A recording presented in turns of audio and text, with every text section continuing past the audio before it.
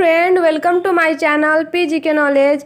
हमारे चैनल में आप सबका स्वागत है। तो चलिए आज का हम टॉपिक के बारे में बात कर लेते हैं, जो कि आज का टॉपिक बहुत ही इम्पोर्टेंट है। जैसे कि आप सब लोग देख सकते हो, हमारे सामने G20 शिखर सम्मेलन है। तो ये बहुत ही इम्पोर्टेंट टॉपिक है आपके पेपर के लिए, जो कि अगर कोई भी पेपर देने जा रहे हो तो सबसे पहले आप G20 शिखर सम्मेलन को एक बार देख लीजिएगा, क्योंकि ये अभी भारत में होने वाला है, जो कि इससे रिलेटेड क्वेश्चन तो पक्का आने वाले हैं। तो चलिए आज का क्वेश्चन देख लेते हैं, जो कि आज का सबसे पहला क्वेश्चन है, G20 की स्थापना कब हुई थी? तो G20 की स्थापना कब हुई थी? 1995, 1999, 1985 या 2000? तो G20 की स्थापना हुई थी 1999 में। इसका बी ऑप्शन एकदम सही है, बी ऑप्शन सही है।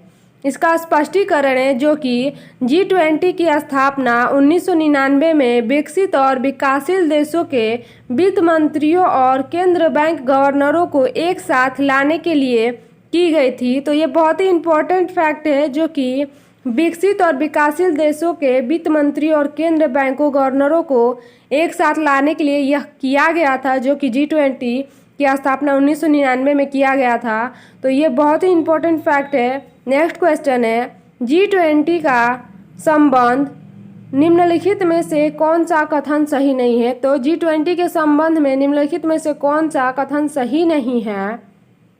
अब G20 शिखर सम्मेलन में केवल सदस्य देशों के वित्त मंत्री और केंद्रीय बैंक गवर्नर ही भाग लेते हैं, या भारत ने कभी भी किसी G20 शिखर सम्मेलन की मेजबानी नहीं की, या इसका मुख्य उद्देश्य दुनिया से गरीबी खत्म करना है, या इसकी बैठक प्रतिवर्ष आयोजित की जाती है? तो इसका कौन सा कथन है जो कि सही नहीं है? तो इसका कौन सा सही ऑप्शन हो जाएगा? इसका सही ऑप्शन हो जाएगा, जो कि इसका मुख्य उद्देश्य दुनिया से गरीबों को ख़त्म करना है। तो इसका सी ऑप्शन बिल्कुल सही है, जो कि यह बिल्कुल गलत है। कथन यह गलत है। इसका सही ऑप्शन सी है, इसका मुख्य उद्देश्य दुनिया से गरीबी को ख़त्म करना है। तो ये ऑप्शन बिल्कुल गलत है। तो इसका स्पष्टीकरण है, इस समूह का मुख्य उद्देश्य दुनिया में वित्त स्थिरता और सतत विकास को बढ़ावा देना है, जो कि अभी पीछे क्वेश्चन ऑप्शन था, जो कि दुनिया से गरीबों को ख़त्म करना, वह नहीं था। तो इसका मुख्य उद्देश्य यह है कि दुनिया में वित्तीय स्थिरता और सतत विकास को बढ़ावा देना, ज़्यादा से ज़्यादा इसको बढ़ावा देना, विकास करना, यही इसका उद्देश्य है G20 शिखर सम्मेलन का। तो ये बहुत ही इम्पोर्टेंट टॉपिक है।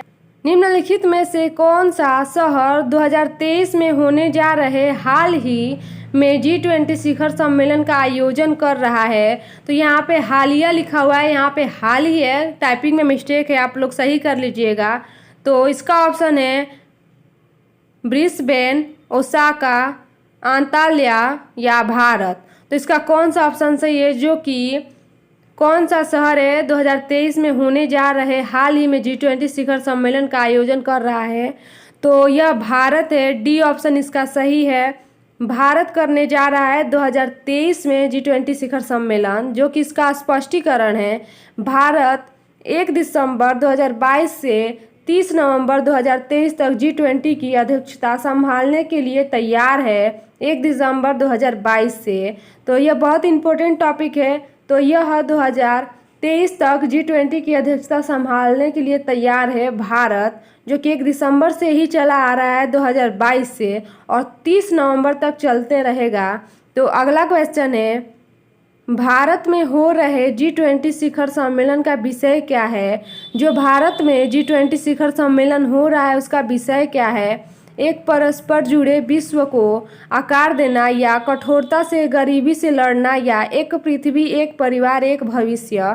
तो इसका सी ऑप्शन ही सही है, एक पृथ्वी एक परिवार एक भविष्य, जो कि G20 शिखर सम्मेलन का विषय है।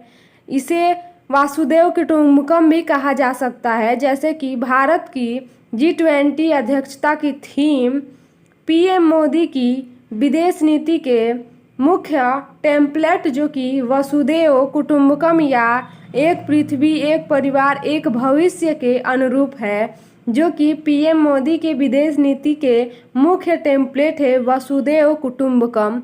इसे एक पृथ्वी, एक परिवार, एक भविष्य के अनुरूप भी है जो कि इसे कहा जाता है। और यह G20 का थीम है, क्या है, वसुधैव कुटुंबकम। तो क्वेश्चन में आपसे पूछ लिया जाता है कोई भी क्वेश्चन उठा के कि इसका थीम क्या है, तो वैसे G20 का थीम क्या है, वसुधैव कुटुंबकम है। नेक्स्ट क्वेश्चन है, निम्नलिखित में से कौन G20 का सदस्य नहीं है? इंडोनेशिया, सिंगापुर, मैक्सिको, तुर्की। तो इनमें से कौन सा G20 का सदस्य नहीं है? तो इसका कौन सा ऑप्शन सही है? बी ऑप्शन सही है, सिंगापुर। सिंगापुर इसका सदस्य नहीं है G20 का। अगला स्पष्टीकरण है, सिंगापुर G20 का सदस्य नहीं है, सिंगापुर जो कि G20 का सदस्य नहीं है। और नेक्स्ट क्वेश्चन, G20 के संबंध में निम्नलिखित में से कौन सा कथन सही नहीं है? G20 की बैठकों में यूरोपीय संघ का प्रतिनिधित्व यूरोपीय आयोग और यूरोपीय सेंट्रल बैंक द्वारा किया जाता है। यह G20 अर्थव्यवस्था सकल विश्व उत्पादन GWP का लगभग 85% हिस्सा है। या G20 अर्थव्यवस्था विश्व व्यापार का लगभग 80% हिस्सा है। या G20 अर्थव्यवस्था में दुनिया की लगभग 40% आबादी रहती है। तो इसका कौन सा ऑप्शन सही हो जाएगा? G20 अर्थव्यवस्था में दुनिया की लगभग 40% आबादी रहती है। तो इसका डी ऑप्शन सही है। G20 के संबंध में निम्नलिखित में से कौन सा कथन सही है? तो डी ऑप्शन सही है। अगला क्वेश्चन है जो कि इसका स्पष्टीकरण है, G20 अर्थव्यवस्था दुनिया की लगभग 2/3 आबादी का प्रतिनिधित्व करती है। तो इसका क्या सही है? उसका डी ऑप्शन सही था और इसका स्पष्टीकरण है 2/3 आबादी प्रतिनिधित्व करता है। नेक्स्ट क्वेश्चन है, G20 का पहला शिखर सम्मेलन कहाँ आयोजित किया गया था?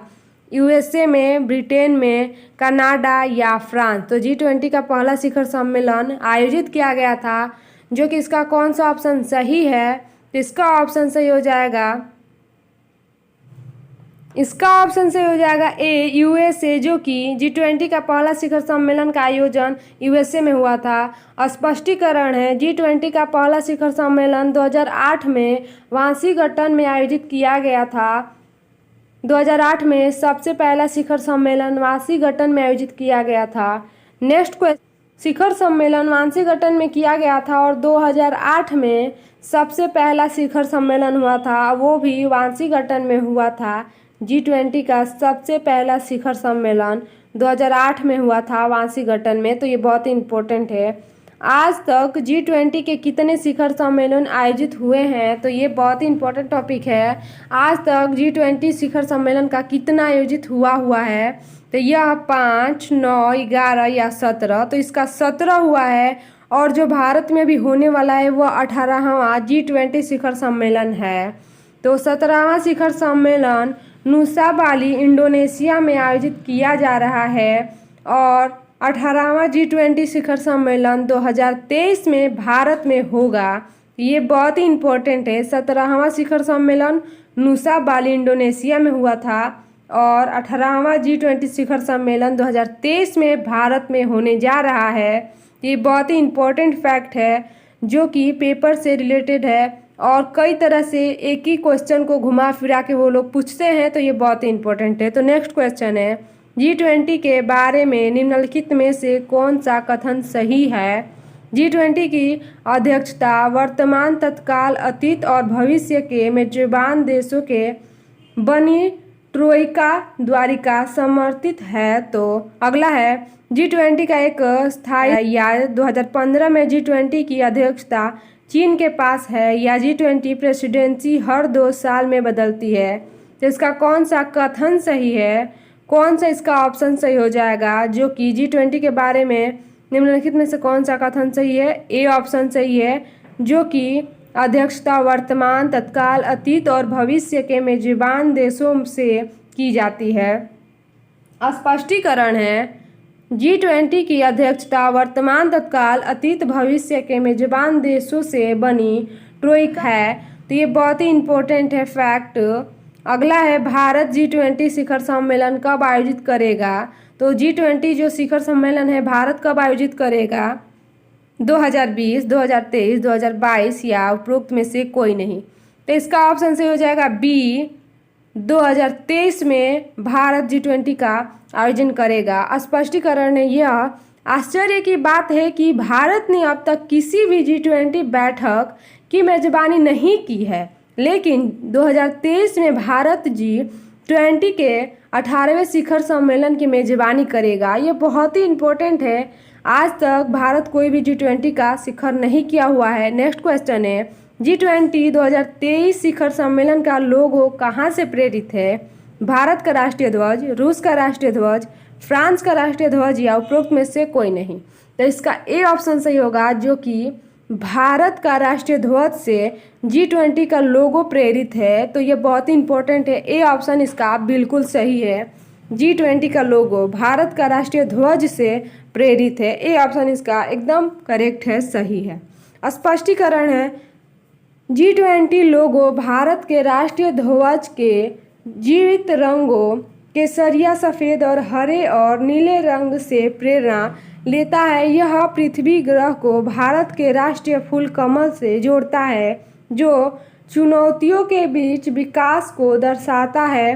पृथ्वी जीवन के प्रति भारत के ग्रह समर्थक दृष्टिकोण को दर्शाती है, जो प्रकृति के साथ पूर्ण सामंजस्य रखता है।